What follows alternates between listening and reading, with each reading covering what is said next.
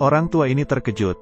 Dia melihat bahwa liontin giok yang dikenakan gadis ini sama persis dengan yang dia berikan kepada cucunya 20 tahun lalu. Ternyata pada saat itu, ibu mertua yang jahat mengkritik menantu perempuannya karena telah melahirkan seorang anak.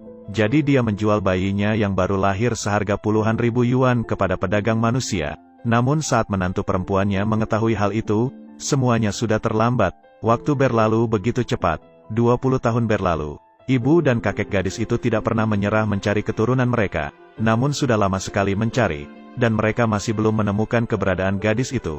Hingga saat ini, saat kakeknya sedang berada di dalam perjalanan, dia kebetulan melihat seorang gadis yang membuatnya merasa sangat familiar, namun ia tidak mengetahui bahwa gadis itu adalah cucu yang ia cari selama 20 tahun.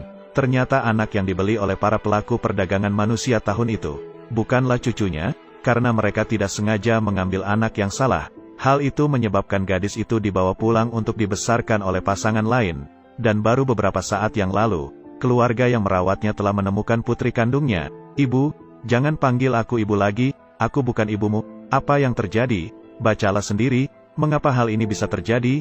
Jelas tertulis di sana bahwa kau tidak memiliki hubungan darah sama sekali dengan kami. Jadi kau bukan putri kandung kami. Lantas sebenarnya aku anak siapa?" Singkatnya, Tihoy adalah putri kandung kami. Mengenai siapa dirimu, kami bahkan tidak tahu harus menjelaskan apa. Jika bukan karenamu, mungkin putriku tidak akan tersesat dan menderita selama bertahun-tahun. Aku baik-baik saja. Seberapa sulit pun aku bisa menemukan ibuku. Aku bisa menangani semuanya, anak perempuanku. Ibu minta maaf, ibu sangat menyesal telah teledor menjagamu. Setelah itu mereka langsung mengusir gadis itu dari rumah, dan gadis tak berdaya ini hanya bisa berkeliaran di jalanan. "Tuan, ayah, apa yang salah denganmu?" Gadis itu, "Aku tidak dapat mengingat apapun lagi, ayah." "Jika kau tidak mengingatnya, tidak apa-apa. Jika kau memaksa untuk mengingat, kepalamu akan sakit. Jangan coba-coba memikirkannya lagi. Duduklah dulu untuk istirahat, Nyonya. Kondisi di pusat perbelanjaan telah selesai disiapkan."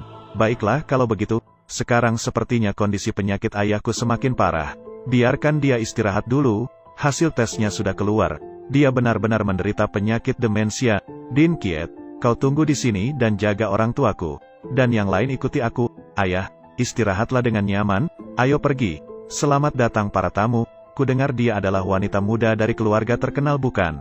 Mengapa dia datang ke sini untuk bekerja? Mungkin dia datang ke sini untuk merasakan kehidupan yang sulit. Aku benar-benar bertanya-tanya apa yang dipikirkan orang-orang yang punya uang. Tuan, aku ingin pergi ke kamar mandi.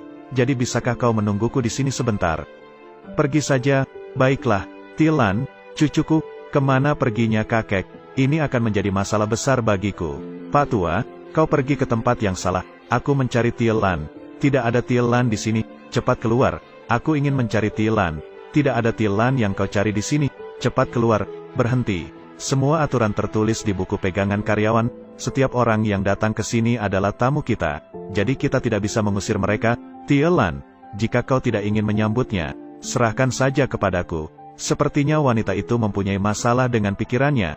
Aku tidak tahu apa yang dipikirkan Giang Nuok Le sehingga dia ingin melayaninya. "Tilan, Pak, silahkan duduk. Aku sama sekali bukan Tilan. Aku akan mengambilkan air untuk kau minum terlebih dulu." "Ibu, sungguh kebetulan. Akhirnya aku bertemu kembali dengan saudaraku." "Ibu, apakah kau tidak mendengar apa yang telah kukatakan padamu? Jangan panggil aku ibu lagi." "Ibu, dia juga baru mengenai kebenaran ini. Jadi biarkan saja. Benar saja apa yang aku pikirkan. Aku langsung mengetahuinya. Pantas saja aku kebingungan. Mengapa seorang wanita muda dari keluarga kaya datang ke sini untuk bekerja sebagai pramusaji? Ternyata dia nyonya muda palsu. Sekarang dia telah meninggalkan keluarga Giang. Dia harus mencari nafkah untuk dirinya sendiri. Ini juga adalah hal yang normal. Bu, jika kita sudah bertemu dengannya, mari kita bantu dia untuk meningkatkan penjualannya." "Hei, apakah kau tidak memperhatikan saat melayani kami? Ayo pergi Bu." "Hai Tilan, Ibu, aku ingin mencoba sepatu ini. Aku belum pernah melihat sepatu seindah ini sebelumnya." "Oke, selama kau menyukainya, ambil saja. Setidaknya kau adalah gadis yang dibesarkan oleh keluargaku. Aku juga telah merawatmu selama beberapa tahun. Dan kau sekarang hanya menjadi seorang pelayan di sini. Sepertinya aku hanya membuang-buang waktu dan uang untuk membesarkanmu." "Kakak, maaf, aku tidak sengaja melakukannya. Putriku, apakah kau baik-baik saja?" "Tidak masalah Bu, aku baik-baik saja. Dibandingkan dengan penderitaanku sebelumnya, ini bukan masalah besar. Aku tahu kau iri terhadap putriku. Tapi kenapa kau sengaja menyakitinya? Kenapa kau mempunyai hati yang sangat kejam, putriku? Apakah kau tidak kenapa-napa? Aku baik-baik saja, Bu. Ibu memang ibu terbaik di dunia ini. Berhenti. Kenapa kalian mengintimidasi Tielan? Kakek, yakinlah, aku baik-baik saja. Ibu, berhenti menyalahkan kakak. Ini semua terjadi hanya karena kecerobohanku, putriku. Kau sudah sangat menderita. Mengapa kau masih merasa kasihan pada orang lain? Kau harus memikirkan dirimu sendiri. Kakak, aku ingin mencoba gaun yang disimpan di atas sana, tapi sepertinya resletingnya ada di belakang. Bisakah kau membantuku untuk memakainya? Dia seorang pelayan. Jadi apa yang kau minta adalah tugasnya? Pak, silakan pergi ke sana dan tunggu aku sebentar. Aku harus membantunya mencoba pakaian dulu. Kakak, ibu hanya merasa kasihan padamu karena kau tidak hidup dengan baik, jadi perkataannya agak kasar, tapi jangan dimasukkan ke dalam hati. Hai Tielan, Nyonya, aku mempunyai kabar buruk. Aku tidak melihat di mana Tuan berada. Apa yang kau bicarakan? Tadi aku hanya pergi sebentar ke kamar mandi, tapi saat kembali, dia sudah menghilang. Nyonya, yang penting sekarang adalah menemukan ayahmu. Kaki ayahku kurang sehat, jadi dia mungkin tidak bisa berjalan terlalu jauh. Antar aku untuk memeriksa kamera pengintai. Cepat, dasar brengsek. Tahukah kau bahwa ini ruang ganti wanita? Giang Hoi, kau pasti salah paham. Tielan, aku akhirnya menemukan cucuku. Kakek, dengarkan aku, tunggu sebentar, jangan katakan apapun. Biarkan aku membantumu, putriku. Ada masalah apa? Kakek, ayo pergi. Dia adalah pria tua yang brengsek. Dia mengintip ke arahku saat sedang berganti pakaian. Kalian menaruh benda semacam ini di tempat ini kan? Nona, apa yang terjadi? Kalian cepat usir dia. Nyonya, tapi kami tidak bisa berkomentar apapun. Apakah kalian takut menyinggung pria tua brengsek ini? Tapi kalian tidak takut menyinggung keluarga Giang?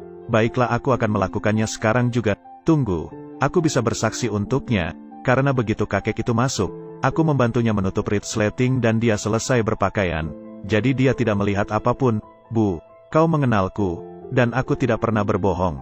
Tapi selain itu, dia pasti demensia di usia tua. Jadi dia tidak punya niat jahat. Nona, bagaimana perasaanmu? Memang benar Giang Natle tidak pernah berbohong sekalipun. Mungkin kau salah melihatnya. Jika dia pergi, maka aku tidak akan bisa melanjutkan langkah selanjutnya. Jika ibuku mempercayainya seperti itu, maka aku juga mempercayainya. Tidak masalah jika aku menderita kerugian. Kemana perginya gelangku? Gelang apa? Gelang hadiah yang ibu berikan padaku saat membawaku pulang. Harganya 10 juta yuan. Kami telah mencari kemana-mana, namun tetap tidak dapat menemukannya. Bahkan kami mencari di sudut-sudut kecil, ataupun memeriksa kamera pengintai, namun tetap tidak dapat menemukannya. Tapi saat aku mencoba baju tadi, gelangnya masih ada di tanganku. Jadi bagaimana bisa gelang itu hilang saat aku keluar? Kakak, ketika kau masuk ke sana bersamaku, apakah kau melihatnya? Entahlah, gelang itu sangat penting bagiku. Karena beberapa tahun terakhir ini, aku belum menerima hadiah dari siapapun, jadi aku sangat menghargai gelang itu. Tapi jika kau menginginkannya, aku akan membelikanmu gelang lagi. Apakah kau pikir akulah yang mencurinya? Aku tahu semuanya, karena aku telah kembali. Itu membuatmu berubah dari seorang nona muda menjadi orang biasa. Jadi memang benar kau tidak bisa menerimanya. Tapi kau tidak bisa membalas dendam padaku. Bagaimanapun dia dulunya seorang nona muda, tapi sekarang dia mencuri barang orang lain.